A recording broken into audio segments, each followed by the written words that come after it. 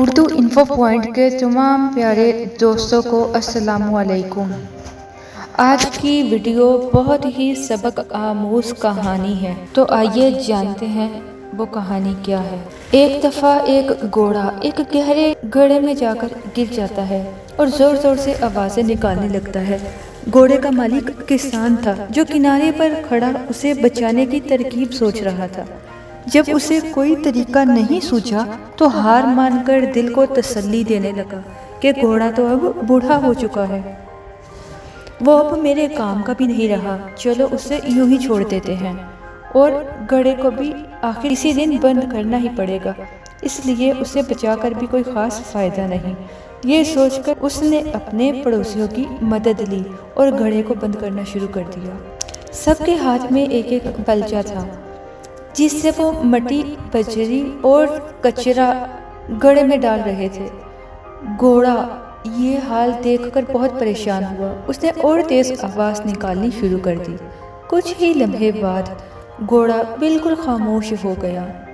جب کسان نے جھانکا تو یہ دیکھ کر حیران رہ گیا کہ جب جب گھوڑے کے اوپر مٹی اور کچرا پھینکا جاتا تب تب وہ اسے جھٹک کر اپنے جسم سے نیچے گرا دیتا ہے اور پھر گری ہوئی مٹی پر کھڑا ہو جاتا ہے۔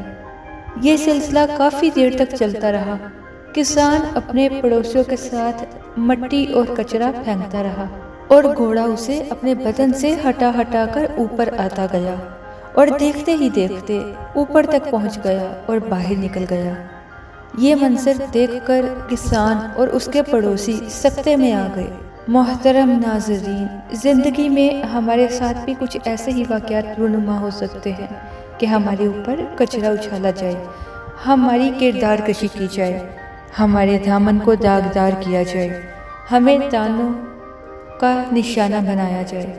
لیکن گندگی کے اس گڑھے سے بچنے کا طریقہ یہی ہے کہ ہم ان غلاظتوں کی تہہ میں دفن ہو کر نہ رہ جائیں، بلکہ ہمیں بھی ان بیکار کی چیزوں کا مقابلہ کرتے ہوئے اوپر کی طرف اور آگے کی سمت بڑھتے رہنا چاہیے۔ زندگی میں ہمیں جو بھی مشکلات پیش آتی ہیں وہ پتھروں کی طرح ہوتی ہیں، مگر یہ ہماری عقل پر منحصر کرتا ہے کہ ہم ہار مان کر ان کے نیچے دب جائیں یا ان کے اوپر چڑھ کر مشکل سے باہر آنے کی کوشش کرتے رہیں۔ خاک ڈالنے والے ڈالتے رہیں، مگر پرعزم انسان اپنا راستہ کبھی نہیں بدلتا۔